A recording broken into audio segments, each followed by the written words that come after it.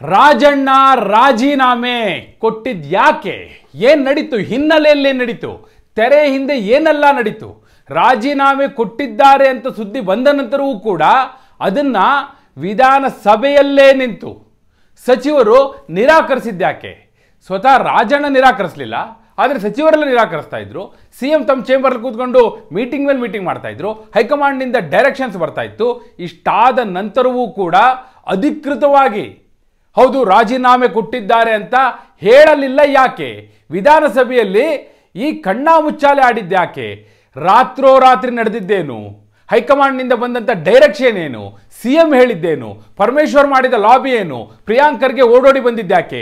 DK Shivakumar ಓಡ್ ಬಂದಿದ್ಯಾಕೆ? ಬಹಳಷ್ಟು ಬೆಳವಣಿಗೆಗಳು. ರಾಜಣ್ಣ ರಾಜೀನಾಮೆ ಸುತ್ತ ಹಲವು ಬೆಳವಣಿಗೆಗಳಾಗಿದೆ. ಏನೆಲ್ಲ ಆಗಿದೆ? ತೆರೆಯ ಹಿಂದೆ ನಡೆದಿದ್ದೇನು? ರಾಜಣ್ಣ ರಾಜೀನಾಮೆ ಕೊಟ್ಟಿದ್ಯಾಕೆ? ಎಸ್, ಆ ಎಲ್ಲ ವಿವರಗಳನ್ನ ಕೊಡೋ ಸಲುವಾಗಿ ನಾನು ಬಂದಿದ್ದೇನೆ. ಆತ್ಮೀಯರೇ, ವಾರ್ತೆ ವಿಶೇಷ ಕಾರ್ಯಕ್ರಮಕ್ಕೆ ಸ್ವಾಗತ. ನಾನು ವೀರೇಂದ್ರ ಉಪ್ಪುಂದ. ನೋಡಿ, ನಾನು ಸ್ಪಷ್ಟವಾಗಿ ಹೇಳ್ತಾ ಇದ್ದೀನಿ, ರಾಜಣ್ಣ ರಾಜೀನಾಮೆ ಕೊಟ್ಟಿರೋದು ನಿಜ. ಹಾಗಂತೇಳಿ ಕೊಟ್ಟ ತಕ್ಷಣ ಸಿಎಂ ಅಂಗೀಕಾರ ಮಾಡಿಲ್ಲ. ಹೈಕಮಾಂಡ್ ಡೈರೆಕ್ಷನ್ ಕೊಟ್ಟ ನಂತರವೇ ಅವರು ರಾಜೀನಾಮೆಯನ್ನು ಪಡ್ಕೊಂಡ್ರು. ದೆಹಲಿಗೂ ಕೂಡ ಕಳಿಸಿದ್ರು. ಅದು ಯಾಕೆ ಇಷ್ಟೆಲ್ಲ ಬೆಳವಣಿಗೆ ಯಾಕಾಯಿತು ಅದನ್ನು ನಾನು ಹೇಳ್ತೀನಿ. ಸ್ವತಃ ರಾಹುಲ್ ಗಾಂಧಿ ಮಾತನಾಡಿ ಏನು ಹೇಳಿದ್ರು, ವೇಣುಗೋಪಾಲ್ ಏನು ಹೇಳಿದ್ರು ಅದನ್ನು ಹೇಳ್ತೀನಿ. ಆದರೆ ರಾಜೀನಾಮೆಯನ್ನು ಪಡೆದುಕೊಂಡ ನಂತರವೂ ಬಹಳಷ್ಟು ಕಣ್ಣಾಮುಚ್ಚಾಲೆ ನಡೀತಲ್ಲ. ಏನೆಲ್ಲ ಲಾಬಿ ನಡೀತು? ಯಾವ ಲೆವೆಲಿಗೆ ಲಾಬಿ ನಡೀತು? ವಿರೋಧಿ ಲಾಬಿ ಯಾವ ರೀತಿ ನಡೀತು? ಎಷ್ಟೆಲ್ಲ ಪ್ರಶ್ನೆಗಳಿದೆ ನೋಡಿ. ರಾಜಣ್ಣ ರಾಜೀನಾಮೆ ಕೊಡುವ ಬಗ್ಗೆ ಕಳೆದ 3 ದಿನದಿಂದ ಚರ್ಚೆ ಆಗ್ತಾ ಇತ್ತು. 3 ದಿನದ ಹಿಂದೆ ಯಾವಾಗ ರಾಜಣ್ಣ, ಈಗ ರಾಹುಲ್ ಗಾಂಧಿ ಬಂದು ಮತಗಳ್ಳತನ ಆಗಿದೆ 2024ರ ಲೋಕಸಭಾ ಚುನಾವಣೆಯಲ್ಲಿ ನರೇಂದ್ರ ಮೋದಿಯವರು ಗೆದ್ದಿರೋದು ಮತಗಳನ್ನ ಕದ್ದು ಇಲ್ಲೇ ಮಹದೇವಪುರ ಕ್ಷೇತ್ರದಲ್ಲಿ, ಅಂದರೆ ಬೆಂಗಳೂರು ಕೇಂದ್ರ ಲೋಕಸಭಾ ಕ್ಷೇತ್ರ ವ್ಯಾಪ್ತಿಗೆ ಬರುವಂಥ ಮಹದೇವಪುರ ಕ್ಷೇತ್ರದಲ್ಲಿ ಮತಗಳ್ಳತನ ಆಗಿದೆ ಅಂತೇಳಿ ಡಾಕ್ಯುಮೆಂಟ್ ಎಲ್ಲ ಇಟ್ಟು ಹೋದ್ರಲ್ಲ, ಅದಕ್ಕೆ ಪರ ವಿರೋಧ ಚರ್ಚೆ ಎಲ್ಲ ಆಯ್ತಲ್ಲ. ಆಗ ಮಾಧ್ಯಮದವರೆಲ್ಲ ಹೋಗಿ ರಾಜಣ್ಣ ಅವ್ರಿಗೆ ಒಂದು ರಿಯಾಕ್ಷನ್ ಕೇಳ್ತಾರೆ. ಏನು ಸ್ವಾಮಿ ಈ ರೀತಿ ಆರೋಪಗಳು ಮಾಡ್ತಾ ಇದ್ರಲ್ಲ, ಸ್ವತಃ ರಾಹುಲ್ ಗಾಂಧಿಯವರು ಹೀಗೆ ಹೇಳಿದಾರಲ್ಲ, ಮತಗಳ್ಳತನ ಆಗಿದೆ ಅಂತ ಹೇಳಿದಾರಲ್ಲ ಅನ್ನುವ ಹಿನ್ನೆಲೆಯಲ್ಲಿ ಒಂದು ಪ್ರಶ್ನೆಯನ್ನು ಕೇಳ್ತಾರೆ. ಹೌದಾ, ಲೋಕಸಭಾ ಚುನಾವಣೆಯಲ್ಲಿ ಹಾಗಾದರೆ ಅಕ್ರಮ ನಡೆದಿದೆಯಾ ಅಂತ ಕೇಳ್ತಾರೆ. ಅದಕ್ಕೇನು ಹೇಳ್ತಾರೆ ಅವರು, ನೋಡಿ, ವೋಟರ್ ಲಿಸ್ಟ್ನಲ್ಲಿ ಅಕ್ರಮಗಳು ನಡೆದಿರುವುದು ಸತ್ಯ. ರಾಜಣ್ಣ ಹೇಳಿದಂಥದ್ದು ನಾನು ಕೋಟ್ ಮಾಡ್ತಾ ಇದ್ದೇನೆ. ಒಬ್ಬ ವ್ಯಕ್ತಿ 3 ಕಡೆಗಳಲ್ಲಿ ವೋಟರ್ ಲಿಸ್ಟ್ಗೆ ಸೇರಿದ್ದು, 10-15 ಜನರಿರುವ ಕಡೆ 60 ಜನರನ್ನು ಸೇರಿಸಿರುವಂಥದ್ದು, ಅಡ್ರೆಸ್ ತಂದೆ ಹೆಸರಲ್ಲಿ ಇಲ್ಲದೆ ಇರುವಂಥದ್ದು, ಅಡ್ರೆಸ್ನಲ್ಲಿ ತಂದೆ ಹೆಸರೇ ಇಲ್ಲ, ನಮ್ಮ ಕಣ್ಮುಂದೆ ನಡೆದಿದೆ. ಆದರೆ ಇದಕ್ಕೆಲ್ಲ ನಾವೇ ಕಾರಣ. ನೋಡಿ, ಇದು ಬಹಳ ಇಂಪಾರ್ಟೆಂಟ್. ಅವರ ರಾಜೀನಾಮೆಗೆ ಕಾರಣವಾದಂಥ ಹೇಳಿಕೆ ಇದು. ಇದಕ್ಕೆ ನಾವೇ ಕಾರಣ. ಯಾಕೆಂದರೆ ಡ್ರಾಫ್ಟ್ ಎಲೆಕ್ಟ್ರೋಲ್ ಸಂದರ್ಭದಲ್ಲಿ ಎಚ್ಚರಿಕೆಯನ್ನು ವಹಿಸಲಿಲ್ಲ. ಅಂದರೆ ವೋಟರ್ ಲಿಸ್ಟ್ ಮಾಡ್ತಾರಲ್ಲ, ಅದರದ್ದೊಂದು ಡ್ರಾಫ್ಟನ್ನು ತೆಗೆದುಕೊಂಡು ಪ್ರತಿ ರಾಜಕೀಯ ಪಕ್ಷ, ಅದರಲ್ಲೂ ಇದು ರಾಷ್ಟ್ರೀಯ ಪಕ್ಷ, ಅದನ್ನು ಪರಿಶೀಲನೆ ಮಾಡಲಿಕ್ಕೆ ಅವಕಾಶ ಇರುತ್ತೆ. ಅದನ್ನು ನಾವು ಮಾಡಲಿಲ್ಲ, ಅಲ್ಲಿ ಎಚ್ಚರಿಕೆಯನ್ನು ವಹಿಸಲಿಲ್ಲ. ನಾವು ಮುಂದಿನ ಚುನಾವಣೆಗಳಲ್ಲಿ ಈ ಬಗ್ಗೆ ಎಚ್ಚರಿಕೆಯನ್ನು ವಹಿಸಬೇಕಾಗುತ್ತೆ ನಾವು ಅಂತ ಹೇಳಿದ್ರು ಅವರು. ಅಂದರೆ ನಮ್ಮದೇ ತಪ್ಪು ಅಲ್ರಿ, ನಮ್ಮದೇ ಸರ್ಕಾರ ಇತ್ತಲ್ಲೇನ್ರಿ ಅವಾಗ ಅವ್ರು ಹೇಳಿದ್ದು ಈ ರೀತಿ. ನಮ್ಮದೇ ಸರ್ಕಾರ ಇತ್ತಲ್ಲ 24ರಲ್ಲಿ, ಅಂದರೆ 23ರಲ್ಲಿ ಆಲ್ರೆಡಿ ಕರ್ನಾಟಕದಲ್ಲಿ ಅಧಿಕಾರಕ್ಕೆ ಬಂದಿತ್ತಲ್ಲ ಕಾಂಗ್ರೆಸ್ಸು. ಸೊ ನಾವು ಎಚ್ಚರಿಕೆ ವಹಿಸಬೇಕಿತ್ತು, ಡ್ರಾಫ್ಟ್ ವೋಟರ್ ಲಿಸ್ಟ್ನ ತಗೊಂಡು ನೋಡಬೇಕಿತ್ತು, ಎಲೆಕ್ಟ್ರಾಲ್ ಅಂತಾರೆ ಅದಕ್ಕೆ, ತಗೊಂಡು ನೋಡಬೇಕಿತ್ತು, ಚೆಕ್ ಮಾಡಬೇಕಿತ್ತು ಅನ್ನೋ ಅರ್ಥದಲ್ಲಿ ಮಾತಾಡಿದರು. ಸೊ ಇದನ್ನೇನು ಮಾಡಿದ್ರು ನೋಡಿ, ತೆರೆ ಹಿಂದೆ ಏನಾಯಿತು ಅನ್ನೋದನ್ನು ನಾನು ಹೇಳ್ತಾ ಇದ್ದೀನಿ ಈಗ. Very important. ಇದನ್ನು ಈಗ ರಾಜಣ್ಣ ವಿರುದ್ಧ, ಸಿದ್ದರಾಮಯ್ಯ ವಿರುದ್ಧ ಪಕ್ಷದೊಳಗೆ ಯಾರಿದ್ದಾರೆ ಪ್ರತಿಯೊಬ್ಬರಿಗೂ ಗೊತ್ತು. DK ಶಿವಕುಮಾರ್ ಆ್ಯಂಡ್ ಟೀಮ್ ಕ್ಲೀನಾಗಿ ವರ್ಕ್ ಮಾಡಿದ್ರು. ಆ ವಿಡಿಯೋ ಕಂಪ್ಲೀಟ್ ತಗೊಂಡು ಅದನ್ನು ಕಂಪ್ಲೀಟ್ ಟ್ರಾನ್ಸ್ಲೇಟ್ ಮಾಡಿ ಏನು ಹೇಳಿದ್ದಾರೆ ರಾಜಣ್ಣ ನೋಡಿ. ರಾಹುಲ್ ಗಾಂಧಿಯವರು ಯಾವ ಹೋರಾಟವನ್ನು ಮಾಡ್ತಿದ್ದಾರೋ ಆ ಹೋರಾಟದ ವಿರುದ್ಧ ಸ್ವತಃ ರಾಜಣ್ಣ ಮಾತಾಡಿದ್ದಾರೆ. ನಮ್ಮದೇ ಸರ್ಕಾರದ ಸಚಿವರು ಮಾತಾಡಿದ್ದಾರೆ, ಈ ರೀತಿ ಹೇಳಿಕೆಯನ್ನು ಕೊಟ್ಟಿದ್ದಾರೆ, ನಮ್ಮಿಂದಲೇ ತಪ್ಪಾಗಿದೆ ಅಂತ ಹೇಳಿದ್ದಾರೆ ಅನ್ನೋದನ್ನ, ಅವರ ಹೇಳಿಕೆಯನ್ನು ತರ್ಜುಮೆ ಮಾಡಿ ಇಂಗ್ಲೀಷ್ಗೆ ಆ ವಿಡಿಯೋನ ಸುರ್ಜೇವಾಲಾ ಅವರಿಗೆ ಕಳಿಸಿದ್ರು. ಸುರ್ಜೇವಾಲಾ ಅವರು ಅದನ್ನು ವೇಣುಗೋಪಾಲ್ ಹಾಗೂ ರಾಹುಲ್ ಗಾಂಧಿ, ಪ್ರಿಯಾಂಕಾ ಗಾಂಧಿ ಅವ್ರ ಗಮನಕ್ಕೆ ತಂದರು. ಮೊದಲು ಪ್ರಿಯಾಂಕಾ ಗಾಂಧಿ ಅವ್ರ ಕೈಗೆ ಹೋಯಿತು, ಪ್ರಿಯಾಂಕಾ ಗಾಂಧಿ ಅವರಿಂದ ಅದು ರಾಹುಲ್ ಗಾಂಧಿ ಅವ್ರಿಗೆ ಹೋಯಿತು. ಕಡೆಗೆ ಎಲ್ಲರೂ ಕೂತರು, ಸ್ವತಃ ಖರ್ಗೆ ಅವರು ಕೂಡ ಬಂದರು. ಸೊ ಇದನ್ನು ಸಹಿಸ್ಲಿಕ್ಕೆ ಆಗೋದಿಲ್ಲ. ಅವರು ತುಂಬ ಲೂಸ್ ಟಾಕ್ ಮಾಡಿದ್ದಾರೆ ಈ ಹಿಂದೆ. ಆಗಲೇ ಸೆಪ್ಟೆಂಬರಲ್ಲಿ ಕ್ರಾಂತಿ ಆಗುತ್ತೆ ಅಂತ ಹೇಳೋದು, ಅಲ್ಲೆಲ್ಲೋ ಸದನದಲ್ಲಿ ನಿಂತ್ಕೊಂಡು ಅಧಿವೇಶನದ ಸಂದರ್ಭದಲ್ಲೇ ಇಲ್ಲ ನನ್ನ ಟ್ರ್ಯಾಪ್ ಮಾಡಿದ್ದಾರೆ, ಹನಿ ಟ್ರ್ಯಾಪ್ ಮಾಡಿದ್ದಾರೆ ಅಂತ ಹೇಳಿದ್ದು, ಇಂಥದ್ದೆಲ್ಲ ಭಾಳಷ್ಟು ಆಗಿದೆ. ಸರ್ಕಾರಕ್ಕೆ ಪಕ್ಷಕ್ಕೆ ಮುಜುಗರ ತರುವಂಥ ಹಲವು ಬೆಳವಣಿಗೆಗಳಾಗಿದೆ. ಆದರೆ ಈಗ ಕೊಟ್ಟಿರುವಂಥ ಹೇಳಿಕೆ ರಾಹುಲ್ ಗಾಂಧಿಯವರ ಹೋರಾಟದ ವಿರುದ್ಧ. ಈ ಹಿನ್ನೆಲೆಯಲ್ಲಿ ಅವರು ರಾಜೀನಾಮೆಯನ್ನು ಪಡೆಯಲೇಬೇಕು ಅನ್ನುವಂಥದ್ದು ಹೈಕಮಾಂಡಲ್ಲಿ ಡಿಸೈಡ್ ಆಯಿತು. ಡಿಸೈಡ್ ಆದ ತಕ್ಷಣ ಫೋನ್ ಬಂತಿಲ್ಲಿಗೆ ಸಿದ್ದರಾಮಯ್ಯನವರಿಗೆ, ನೋಡಿ ಈ ರೀತಿ ರಾಜೀನಾಮೆ ಪಡಿಬೇಕು ರಾಜಣ್ಣ ಅವ್ರದ್ದು ಅನ್ನುವಂಥ ಸಂದೇಶ ಬಂತು. ಏನು ಎತ್ತ ಅಂದಾಗ ಈ ರೀತಿ ಹೇಳಿಕೆ ಕೊಟ್ಟಿರುವಂಥದ್ದು. ಆ ವಿಡಿಯೋನ ಸಿದ್ದರಾಮಯ್ಯನವ್ರಿಗೆ ಕಳಿಸಿದ್ರು. ಸಿದ್ದರಾಮಯ್ಯನವ್ರು ನೋಡಿದ್ರು. ಇಲ್ಲ, ನಾನು ಇದನ್ನು ಪರಿಶೀಲಿಸ್ತೀನಿ ಅಂತ ಹೇಳಿದ್ರು. ಪರಿಶೀಲಿಸೋ ಮಾತಿಲ್ಲ, ರಾಜೀನಾಮೆ ಪಡಿಲೇಬೇಕು ಸುರ್ಜೇವಾಲಾ ಅವ್ರು ಹೇಳಿದ್ದು. ನೇರವಾಗಿ ಸಿದ್ದರಾಮಯ್ಯನವರಿಗೆ ಸುರ್ಜೇವಾಲಾ ಅವ್ರು ಹೇಳಿದ್ರು, ಇದು ರಾಹುಲ್ ಗಾಂಧಿಯವರ ಆದೇಶ ಅಂತ ಹೇಳಿದ್ರು. ಕೂಡಲೇ ಸಿದ್ದರಾಮಯ್ಯನವರು ಪರಮೇಶ್ವರ್ ಜೊತೆ ಮಾತನಾಡಿದ್ರು. ನೋಡಿ ಈ ರೀತಿ ಬರ್ತಾ ಇದೆ ಅಲ್ಲಿ, ರಾಜಣ್ಣನ ಗಮನಕ್ಕೆ ತಂದರು. ಪರಮೇಶ್ವರ್ ಡೆಲ್ಲಿಗೆ ಮಾತನಾಡಿದ್ರು, ವೇಣುಗೋಪಾಲ್ ಅವ್ರಿಗೆ ಮಾತಾಡಿದ್ರು, ಸುರ್ಜೇವಾಲಾ ಅವ್ರಿಗೆ ಮಾತಾಡಿದ್ರು, ರಾಹುಲ್ ಗಾಂಧಿಯವ್ರಿಗೂ ಕನೆಕ್ಟ್ ಆಗುವಂಥ ಟ್ರೈ ಮಾಡಿದ್ರು. But Rahul Gandhi is very upset ಅಂತ ಹೇಳಿ ಸುರ್ಜೇವಾಲಾ ಹೇಳಿದ್ರು. ಅವ್ರು ಈ ವಿಚಾರವಾಗಿ ಯಾರ ಜೊತೆ ಮಾತನಾಡಲಿಕ್ಕೆ ಇಷ್ಟಪಡ್ತಾ ಇಲ್ಲ ಅಂತ ಹೇಳಿದ್ರು. ಇಷ್ಟೆಲ್ಲ ಬೆಳವಣಿಗೆ ಆಗುವಾಗ ಈ ಕಡೆ ಮತ್ತೊಂದು ಲಾಬಿ ತೀವ್ರವಾಗಿ ಡಿ ಕೆ ಶಿವಕುಮಾರ್, ಪ್ರಿಯಾಂಕ್ ಖರ್ಗೆ ಇವರೆಲ್ಲ ಇಲ್ಲ ರಾಜೀನಾಮೆ ಪಡಿಲೇಬೇಕು, ಯಾವುದೇ ಕಾರಣಕ್ಕೂ ಇದು ಡಿಲೇ ಆಗಬಾರ್ದು ಅನ್ನುವಂಥ ಒತ್ತಡವನ್ನು ಹೇರಲಿಕ್ಕೆ ಶುರು ಮಾಡಿದ್ರು. ನೆನ್ನೆ ರಾತ್ರಿ ಹೊತ್ತಿಗೆ ಸ್ವತಃ ರಾಹುಲ್ ಗಾಂಧಿ ಸಿದ್ದರಾಮಯ್ಯನವರಿಗೆ ಮಾತನಾಡಿದ್ರು, ಇಲ್ಲ ರಾಜೀನಾಮೆ ಪಡಿಲೇಬೇಕು, ಇದು ನನ್ನ ಆದೇಶ ಅಂತ ಹೇಳಿದ್ರು. ರಾತ್ರಿ ರಾಜೀನಾಮೆ ರೆಡಿ ಆಯಿತು. ಆದರೆ ಒಂದಷ್ಟು ಪ್ರಶ್ನೆಗಳನ್ನ ಮುಂದಿಟ್ಟರು. ಮತ್ತೆ ನೋಡಿ, ಕೆಲವು ಬಿಲ್ಸ್ ಎಲ್ಲ ಇದೆ, ಅವರೇ ಸಚಿವರಾಗಿರುವಂಥವ್ರು. ಸೊ ಅವರು ಸಚಿವರಾಗಿರುವ ಈ ಕಾಲಘಟ್ಟದಲ್ಲಿ ನಾವು ಬಿಲ್ಸ್ಗಳನ್ನ ಅಪ್ರೂವ್ ಮಾಡ್ಕೊಳ್ಬೇಕಾಗುತ್ತೆ. ಇದು ಈ ಹಂತದಲ್ಲಿ ನಾವು ರಾಜೀನಾಮೆ ತಗೊಂಡ್ರೆ ಆ ಬಿಲ್ಗಳ ಕಥೆ ಏನಾಗಬೇಕು. ಸೊ ಹೀಗಾಗಿ ಅಟ್ಲೀಸ್ಟ್ ಬಿಲ್ಗಳನ್ನ ಪಾಸ್ ಮಾಡೋ ತನಕ ಅವ್ರು ಇರಲಿ ಅಂಥೇಳಿ ಒಂದು ಸಂದೇಶ ಕೊಟ್ಟರು. ಅದನ್ನು ಅವ್ರು ಪರಿಶೀಲಿಸ್ತಾ ಇದ್ದರು. ಇವತ್ತು ಬೆಳಗ್ಗೆ ನಂತರ ಆದಂಥ ಬೆಳವಣಿಗೆ ಇದು. ರಾಜಣ್ಣ ಎಂದಿನಂತೆ ಸದನಕ್ಕೆ ಬಂದರು.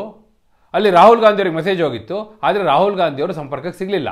ಇದನ್ನೇ ಇಟ್ಕೊಂಡು ಸಿದ್ದರಾಮಯ್ಯನವರು ಏನೆಲ್ಲ ಲಾಬಿ ಮಾಡ್ಬೋದು, ಏನೆಲ್ಲ ಪ್ರಯತ್ನ ಮಾಡ್ಬೋದು, ಬೇರೆ ಬೇರೆ ಕಡೆಯಿಂದ ಒತ್ತಡ ಹಾಕಿಸುವಂಥದ್ದು, ಪರಮೇಶ್ವರ್ ಅವರು ಬೇರೆ ಬೇರೆ ಪ್ರಯತ್ನ ಮಾಡೋದು, ಇವೆಲ್ಲ ನಡೀತಾ ಇತ್ತು. ಮಧ್ಯಾಹ್ನದ ಹೊತ್ತಿಗೆ ಸದನದಲ್ಲಿ ಸ್ಫೋಟ ಆಯಿತು.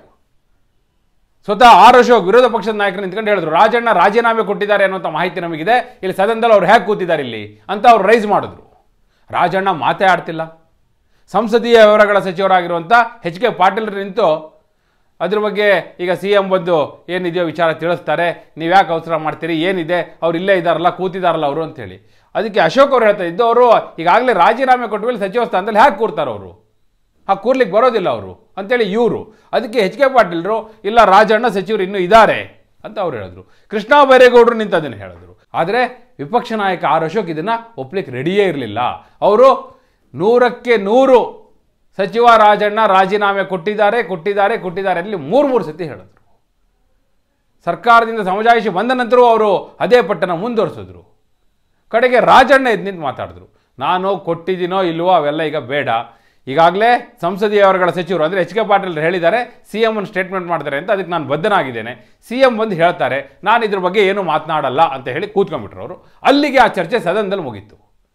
ನೋಡಿ ಏನೆಲ್ಲ ಬೆಳವಣಿಗೆಗಳಾಯಿತು ಅಂದರೆ, ಸಚಿವ ರಾಜಣ್ಣ ರಾಜೀನಾಮೆ ಕೊಡಬೇಕಿದ್ರೆ ಬೇರೆ ಯಾರೂ ಕಾರಣ ಅಲ್ಲ. ಇನ್ಫ್ಯಾಕ್ಟ್ ಬಿ ಜೆ ಪಿಯವರಿಗೆ ಇದು ಇಶ್ಯೂನೇ ತಗೊಳಕ್ಕೆ ಬಂದಿರಲಿಲ್ಲ. ಅವರಿಗೆ ಈ ಸಬ್ಜೆಕ್ಟನ್ನು ಹ್ಯಾಕ್ ತಗೋಬೋದಿತ್ತು. ಸ್ವತಃ ರಾಜಣ್ಣ ರಾಜೀನಾಮೆ ಕೊಟ್ಟಿದ್ದಾರೆ, ಅದು ಕೂಡ ಯಾವ ವಿಚಾರವನ್ನು ಹೈಕಮಾಂಡ್ ಲೆವೆಲಲ್ಲಿ ಬಿ ಜೆ ಪಿ ಹೋರಾಟ ಮಾಡಿ ವಿರುದ್ಧವಾಗಿ, ರಾಹುಲ್ ಗಾಂಧಿ ಹೇಳಿಕೆ ವಿರುದ್ಧ ಪ್ರತಿನಿತ್ಯ ಪಾರ್ಲಿಮೆಂಟಲ್ಲಿ ವಾಗ್ದಾಳಿ ನಡೀತಾ ಇದೆ, ಹೊರಗಡೆ ಹೇಳಿಕೆಗಳನ್ನ ಕೊಡ್ತಿದ್ದಾರೆ, ಪ್ರೆಸ್ ಕಾನ್ಫರೆನ್ಸ್ ಮಾಡ್ತಿದ್ದಾರೆ. ಅಂಥ ಇಶ್ಯೂ ಇಟ್ಕೊಂಡು ಎಂಥ ಪ್ರಬಲವಾದ ಅಸ್ತ್ರ, ಅದನ್ನು ಬಿಟ್ಬಿಟ್ಟು ಇವರು ಪ್ರತಿಭಟನೆ ಮಾಡಿದ್ದು ಯಾವುದು, ಕಾಲು ತೊಳಿತದ ಬಗ್ಗೆ. ಅಲ್ಲಿ ಗಾಂಧಿ ಪ್ರತಿಮೆ ಮುಂದೆ ಕೂತ್ಕೊಂಡು ಯಾರು ಕೇಳಿದ್ರು ನಿಮಗೆ ಆ ವಿಚಾರ? ಈಗಾಗಲೇ ಯಾವತ್ತು ಹೋರಾಟ ಮಾಡಬೇಕಿತ್ತೋ, ಯಾವತ್ತು ಎಲ್ಲ ಕಾಲು ತೊಳೆದಲ್ಲಿ ಸತ್ರು ಅವತ್ತು ಇವ್ರು ಪತ್ತೆನೇ ಇರಲಿಲ್ಲ. ಅವತ್ತು ಗಾಂಧಿ ಪ್ರತಿಮೆ ಮುಂದೆ ಕೂತ್ಕೊಂಡು ಹೋರಾಟ ಮಾಡಲಿಲ್ಲ. ಇವತ್ತು ಆ ವಿಚಾರ ಹೋರಾಟ ಮಾಡ್ತಾಯಿದ್ರು. ಇವ್ರಿಗೆ ಗೊತ್ತಿರಲಿಲ್ಲ ಅಂತ ಅಲ್ಲ, ಗೊತ್ತಿತ್ತು, ಆದರೂ ಕೂಡ ಮಾಡಲಿಲ್ಲ. ಯಾರು ದೊಡ್ಡರಲ್ಲ, ಇವ್ರಿಗೆ ಒಳ್ಳೆ ಕನೆಕ್ಷನ್ಸ್ ಇರುತ್ತೆ ತಿಳ್ಕೊಳ್ಳಿ. ಅಂದರೆ ಯಾವ ರೀತಿ ಒಳ್ಳೆಯ ಅಸ್ತ್ರಗಳನ್ನ ಬಿ ಜೆ ಪಿ ಕಳೆದುಕೊಳ್ತು ಅನ್ನೋದನ್ನು ಕೂಡ ನೀವು ಮೇಲ್ನೋಟಕ್ಕೆ ಗಮನಿಸಬೇಕು ಅನ್ನುವಂಥದ್ದು. ಸದನದಲ್ಲೂ ಕೂಡ ಇದನ್ನು ಇನ್ನಷ್ಟು ಪ್ರಬಲವಾಗಿ ಅವರು ಹೇಗೆ ರಾಜಣ್ಣ ಸಚಿವ ಸ್ಥಾನದಲ್ಲಿ ಕೂತಿದ್ದಾರೆ ರಾಜೀನಾಮೆ ಕೊಟ್ಟ ಮೇಲೆ, ಅವ್ರು ಹೇಳಲಿ ನಾನು ರಾಜೀನಾಮೆ ಕೊಟ್ಟಿಲ್ಲ ಅಂತ ಹೇಳಿ ಅಲ್ಲಿ ಪಟ್ಟಿಡ್ದು ನಿಲ್ಬೋದಿತ್ತು, ಸದನದ ಬಾವಿಗಿಳಿಬೋದಿತ್ತು, ಅದನ್ನು ಮಾಡಲಿಲ್ಲ.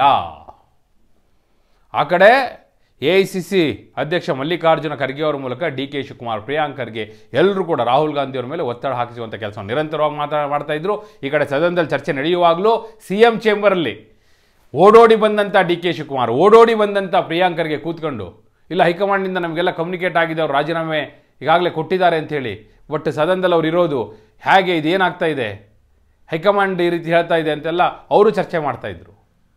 ಅಂದರೆ ಅವ್ರು ಬಂದು ಮಾತಾಡ್ತಾ ಇದ್ದು ಯಾವ ರೀತಿ ಇತ್ತು ಅಂದರೆ ತಮಗೇನು ಗೊತ್ತೇ ಇಲ್ಲ, ತಮ್ಮ ಪಾತ್ರ ಏನೂ ಇಲ್ಲ ಅನ್ನೋ ರೀತಿಯಲ್ಲಿ ಮಾತನಾಡ್ತಾಯಿದ್ರು. ಆದರೆ ಎಲ್ಲವೂ ಕೂಡ ಗೊತ್ತಿತ್ತು. ಮತ್ತೊಂದು ಚರ್ಚೆ ಹೇಳ್ತೀನಿ ಕೇಳಿ. ಈ ಹಿಂದಿನ ಅಧಿವೇಶನದಲ್ಲವರು ನನ್ನ ಮೇಲೆ ಹನಿ ಟ್ರ್ಯಾಪ್ ಆಗಿದೆ ಅಂತಲೇ ಆಪಾದನೆ ಮಾಡಿದರು. ಆ ಹನಿ ಟ್ರ್ಯಾಪ್ ಆಪಾದನೆಯ ವರದಿ ಕೂಡ ಬಂತು. ಆ ವರದಿಯಲ್ಲಿ ಯಾವುದೇ ಸಾಕ್ಷ್ಯ ಸಿಕ್ಕಿಲ್ಲ, ರಾಜಣ್ಣ ಕೊಟ್ಟ ಹೇಳಿಕೆಗೆ ಯಾವುದೇ ಆಧಾರ ಇಲ್ಲ ಅಂಥೇಳಿ ಅದು ಕೇಸು ಹೋಯಿತು ಸೈಡಿಗೆ. ಸೊ ಅದು ಕೂಡ ಹೈಕಮಾಂಡ್ ಗಮನಕ್ಕೆ ಬಂದಿತ್ತು. ನಿಮ್ಮ ಗಮನದಲ್ಲಿರಲಿ, ಇದು ಕೂಡ ಬಹಳ ಇಂಪಾರ್ಟೆಂಟ್. ಇದೆಲ್ಲ ರಿಪೋರ್ಟನ್ನು ಕೂಡ ಸ್ವತಃ ಡಿ ಕೆ ಶಿವಕುಮಾರ್ ದೆಹಲಿಗೆ ಕಳಿಸಿದ್ರು. ಕಡೆಗೂ ಡಿ ಕೆ ಶಿವಕುಮಾರ್ ತಮ್ಮ ಬಲಿಯನ್ನು ಪಡೆದಿದ್ದಾರೆ. ನಾಗೇಂದ್ರ ನಂತರ ಮತ್ತೊಂದು ವಿಕೆಟ್ ಉರುಳಿದೆ. ಸಿದ್ದರಾಮಯ್ಯನವರು ಏನೆಲ್ಲ ಹರಸಾಹಸ ಮಾಡ್ತಿದ್ದಾರೆ, ಪರಮೇಶ್ವರ್ ಅವರು ಪ್ರಯತ್ನ ಮಾಡ್ತಿದ್ದಾರೆ, ಏನೇ ತಳ್ಳಿದ್ರು ಕೂಡ ಈಗಾಗಲೇ ರಾಜೀನಾಮೆ ಪತ್ರ ಲಿಖಿತವಾಗಿ ಸಲ್ಲಿಕೆ ಆಗಿದೆ ಅನ್ನೋದು ಸತ್ಯ. ಇದನ್ನು ಮೀರಿ ರಾಜಕಾರಣದಲ್ಲಿ ಏನು ಬೇಕಾದರೂ ಆಗ್ಬೋದು. ಆದರೆ ರಾಜಣ್ಣ ಅವರು ರಾಜೀನಾಮೆ ಕೊಟ್ಟ ನಂತರ ಬಂದು ಸದನದಲ್ಲಿ ಅದು ಸಚಿವರ ಸೀಟಲ್ಲಿ ಕೂತಿದ್ದು ಸರಿನಾ ಹೇಳ್ತಾರೆ. ಇನ್ನೂ ಅಕ್ಸೆಪ್ಟ್ ಆಗಿಲ್ಲ ಅಂತಾರೆ. ನೋಡಿ, ರಾಜಭವನದಲ್ಲೂ ನಾನು ಚೆಕ್ ಮಾಡಿಕೊಂಡೆ, ರಾಜಭವನಕ್ಕೆ ಇನ್ನೂ ಹೋಗಿರಲಿಲ್ಲ, ಡೆಲ್ಲಿಗೆ ಹೋಗಿದೆ, ಹೈಕಮಾಂಡಿಗೆ ಹೋಗಿದೆ. ನೋಡಿ ಹೇಗೆ ನಡೀತಾ ಇದೆ ನೋಡಿ. ಪ್ರಜಾಪ್ರಭುತ್ವದಲ್ಲಿ ರಾಜೀನಾಮೆಯನ್ನು ಸಚಿವರು ಮುಖ್ಯಮಂತ್ರಿಗಳಿಗೆ ಕೊಡಬೇಕು, ಅದು ರಾಜ್ಯಪಾಲರಿಗೆ ಹೋಗಬೇಕು. ಅವರು ರಾಜ್ಯಾಂಗದ ಮುಖ್ಯಸ್ಥರು, ರಾಜ್ಯಾಂಗದ ಮುಖ್ಯಸ್ಥರಾಗಿರುವಂತಹ ರಾಜ್ಯಪಾಲರು ಅದರ ಬಗ್ಗೆ ಆದೇಶವನ್ನು ಹೊರಡಿಸ್ತಾರೆ. ರಾಜೀನಾಮೆ ಸಲ್ಲಿಕೆ ಆಗಿದೆ ಅಂಥೇಳಿ ಅದರಲ್ಲಿಗೆ ಅಧಿಕೃತ ಆಗುತ್ತೆ. ಇದು ಹಿಂಗಲ್ಲ. ಸಿ ಎಮ್ಮಿಗೆ ಹೋಗಿ, ಅಲ್ಲಿಂದ ಹೋಮ್ ಮಿನಿಸ್ಟ್ರಿಗೆ ಹೋಗಿ, ಅದೆಲ್ಲ ಅವ್ರ ಗಮನಕ್ಕೆ ತಂದ ಮೇಲೆ ಡೆಲ್ಲಿಗೆ ಹೋಗಿ, ರಾಹುಲ್ ಗಾಂಧಿಯವ್ರ ಮೊಬೈಲಿಗೆ ಹೋಗಿ, ಇಷ್ಟೆಲ್ಲ ಆದರೂ ರಾಜ್ಯಪಾಲರ ಹತ್ರ ಇನ್ನೂ ಬಂದಿರಲಿಲ್ಲ. ಹಾಗೆ ನಡೀತೆ ರಾಜಕಾರಣ ತೆರೆ ಹಿಂದೆ ಅನ್ನೋದನ್ನು ನಿಮಗೆ ಎಕ್ಸ್ಪ್ಲೈನ್ ಮಾಡ್ತಾ ಇದ್ದೀನಿ. ನೋಡಿ, ಬಹಳಷ್ಟು ಲೂಸ್ ಟಾಕ್ಗಳಿಗೆ ಹೆಸರಾಗಿದ್ದರು ರಾಜಣ್ಣ. ಮತ್ತೊಂದು ಲೂಸ್ ಟಾಕಿ ಅವರನ್ನು ಬಲಿ ಪಡೆದಿದೆ. ಇದೊಂದು ರೀತಿ ಡಿ ಕೆ ಶಿವಕುಮಾರ್ ಅವರಿಗೆ ಮೇಲುಗೈ ಅಂತೀರಾ, ಅಥವಾ ಸಿದ್ದರಾಮಯ್ಯವ್ರಿಗಾದ ಹಿನ್ನಡೆಯೋ, ರಾಜಣ್ಣ ಅವರು ಕಡೆಗೂ ಕೂಡ ತಮ್ಮ ಲಘುವಾದ ಹೇಳಿಕೆಗಳಿಗೆ ಬಲಿಯಾದರು ಅಂತ ಹೇಳ್ತೀರಾ? ಎಸ್, ನಿಮ್ಮ ಅಭಿಪ್ರಾಯವನ್ನು ಕಮೆಂಟ್ ಮೂಲಕ ತಿಳಿಸಿ. ಹಾಗೆ ನೀವಿನ್ನು ವಾರ್ತೆ ಚಾನಲ್ನ ಸಬ್ಸ್ಕ್ರೈಬ್ ಮಾಡಿಲ್ಲ ಅಂದರೆ ಈಗಲೇ ಸಬ್ಸ್ಕ್ರೈಬ್ ಮಾಡಿ. ಧನ್ಯವಾದ.